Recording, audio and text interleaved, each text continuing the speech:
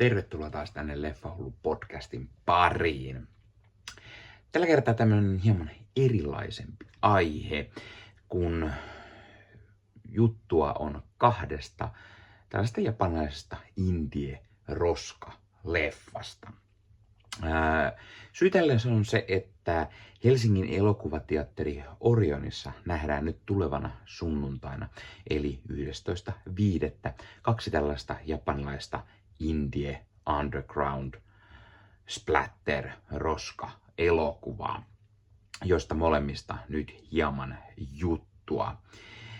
Eli arvostelussa on ohjaaja Sean Kurosawan elokuvat Okhotsk of the Living Dead vuodelta 2021 ja Girls Just Wanna Have a Kill 2024, joista jälkimmäisen on tehnyt musiikit suomalainen elokuvan tekijä, musiikkien säveltäjä Petri Puroaho.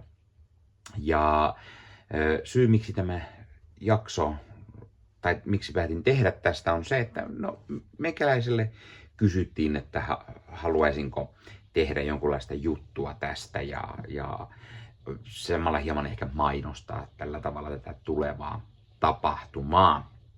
Ja onpa tässä lopussa myös mukana itsensä ohjaajan pikaiset terveiset. Ja jos kiinnostaa, niin ohjaaja on myös paikalla tuolla Orionissa, jossa järjestetään tällainen Q&A-tilaisuus, jossa on mukana myös tämä elokuvan musiikit tehnyt Petri Puroaho. Siellä on nimmarin jakoa ja julisteen jakoa ja kaiken näköistä. Käykää katsoa Orionin sivulta, jos haluatte lisää tietää tästä. Eli kyseessä on siis tämmöisiä underground indie splatter roskaleffoja, jotka on tehty lähes nolla budjetilla. Ja mä en nyt oikein tiedä, mitä mä niinku sanoisin. Ensinnäkin nämä leffat on pikkusen sekavia molemmat. Ensinnäkin japanilaista mielenmaisemaa on tosi vaikea ymmärtää välillä. Varsinkin kun leikkaus näissä leffoissa on melko karua, jopa aika kökköä. Ja tässä on todella vähän niin kuin sekavasti useampia tarinoita tökätty niin kuin keskenään. Ja ihan ei kaikkea pääse niin kuin sisälle, että mitä näillä kaikilla haetaan. Mutta tämmöiset leffat nyt ei oikeastaan ole täysin ne mun juttu, mutta kokeillaan nyt jotain kertoa, koska mä lupasin tehdä juttua. Eli ekaksi puhun hiukan tästä Okhotsk of the Living Dead-leffasta. Siis tämä on jonkunlainen tarina sellaista kauhuleffan tekijästä, miehestä, joka kuvaa jotain kauhuleffaa. Ja sitten tulee tämmönen joku zombivirus ilmeisesti hänelle. Ja sitten samaan aikaan täällä hänen ohjaaman kauhuleffan kuvauksissa tapahtuu kai oikeita murhia. Ja jollain tavalla nämä liittyy niinku yhteen. Eli tää on vähän niinku zombileffa meets Halloween tai niinku tämmönen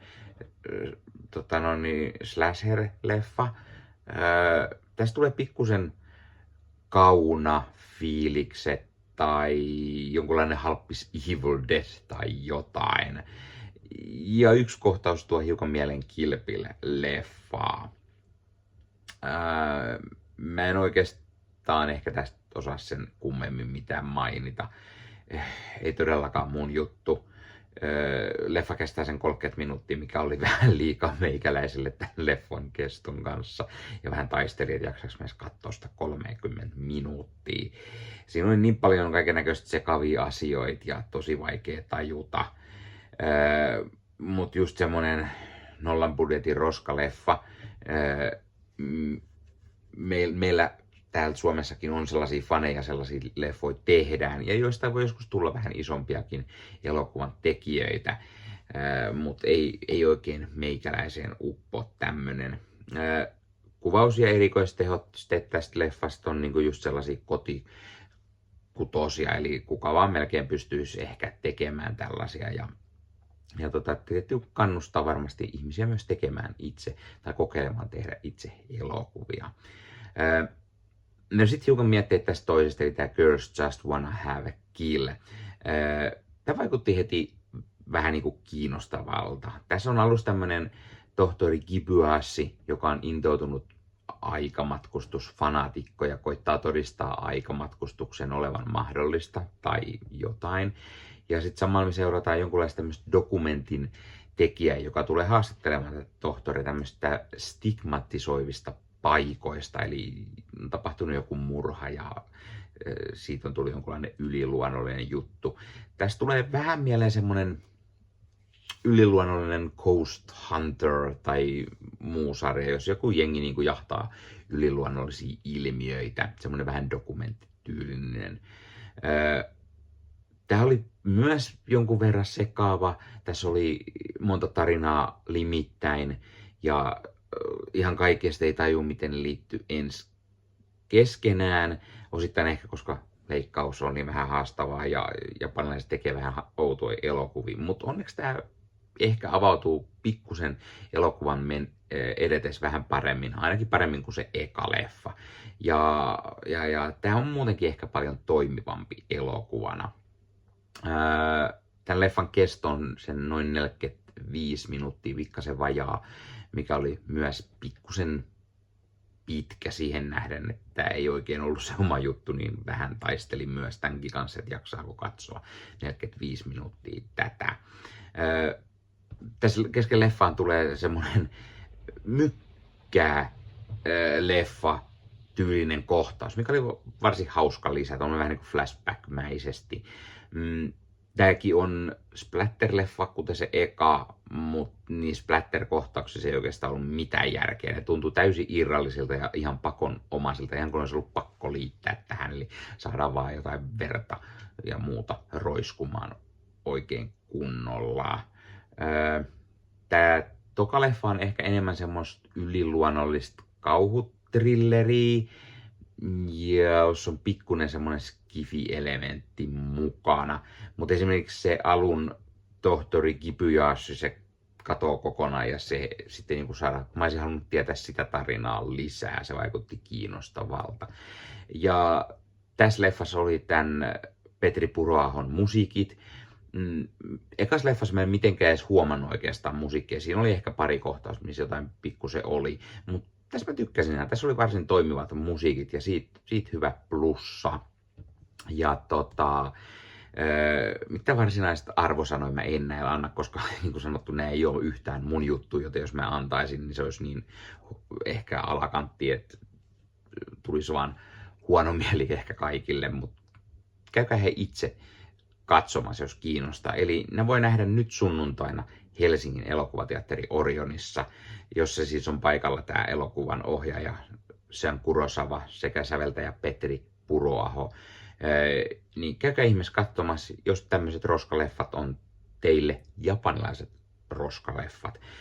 Siellä on julisteita jaossa, nimmaria ja jotain Q&A-juttua ja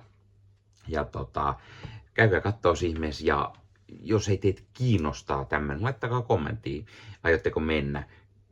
Jos kävitte, mitä mieltä olitte näistä elokuvista, tykkäsittekö, ette, miksi ette, katsotteko te tällaisia underground trash-leffoja, tai oletteko te itse tehnyt tällaisia, tai niin kuin, kiinnostaako nämä, tai mitä mieltä te olitte tällaisesta vähän erilaisesta jaksosta tällä kertaa. Ja kuten sanottu, niin otetaan loppuun ohjaajan terveiset.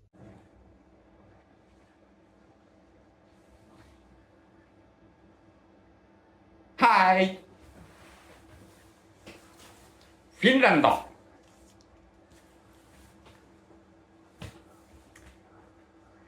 I'm the third Kurosawa in Japan. The first was Akira Kurosawa. The second was Kiyoshi Kurosawa. And the third is me, Sean Kurosawa. It's me, Sean Kurosawa. Yeah! High touch. Now, everyone likes Japanese horror movies, right? But mine and the kind of Japanese horror everyone knows.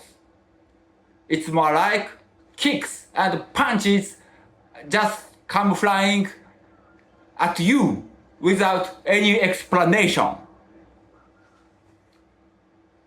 I'll confuse right here and now. My movie is really stupid and surprising. See you again in Finland, Helsinki, Cinema Orion. Bye bye.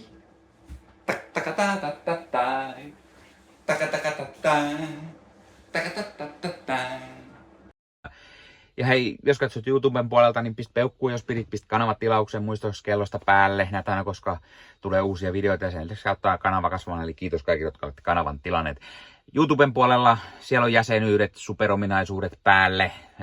Sieltä voi jäsenet tulla kanavan jäseniksi ja sieltä saa erikoismainintaa esimerkiksi tohon nimen, kun on kanavan jäsen, ja sit saa erinäköisiä hyviä asioita, näkee ennakkoonkin. Esimerkiksi tämänkin on nähnyt varmasti jo aikaisemmin, jos on kanavan jäsen, tämän videon sieltä, ja muita videoita tulee. Esimerkiksi täällä on paljon täällä leffahuoneessa kaiken näköistä, mistä on tulossa lähiaikoina varmasti video, niin niitäkin näkee sitten ennakkoon, kun on kanavan jäsen. Joskus tulee jopa pelkästään jäsenille tarkoitettuja videoita. Ja sen lisäksi on kaikki korostettuja vastauksia ja tila ja tämmöisiä merkkejä ja muuta kaikki. Kyllä te tiedätte YouTube-juttut. 0,99 € kuussa tai 2,99 € kuussa, niillä saa erinäköisiä asioita, kun tilailee tai on kanavan jäsen. Ja niitä supertykkäyksiä, superkommentteja, kaikkea voi laittaa, niin siitä tulee muutamat kymmenet sentit sitten tähänkin suuntaan. Eli kiitos kaikille, jotka olette niitä laittaneet. Ottakaa Leffahullu somekanavat haltuun, Instagrami, TikTokki, Facebook-sivusto, jäne. Meikäläinen tekee Marvel Podcast Suomea, Star Wars Podcastia ja sitten sen lisäksi meikäläinen kuuluu Leffamediaan, jos on yli 30 sisältöä, jotka rakastavat leffoja ja sarjojen katsomista, niiden arvostelemista ja kaikkeen leffoja ja sarjoihin liittyvää. Sieltä löytyy leffa- ja sarja-aiheiset uutiset, huhut, trailerit, sieltä löytyy haastatteluja, kaikennäköistä leffa- ja sarja-aiheesta. No niin, tämä oli Leffahullu Podcast tällä kertaa. Ei muuta, ensi kertaa. Se on moro.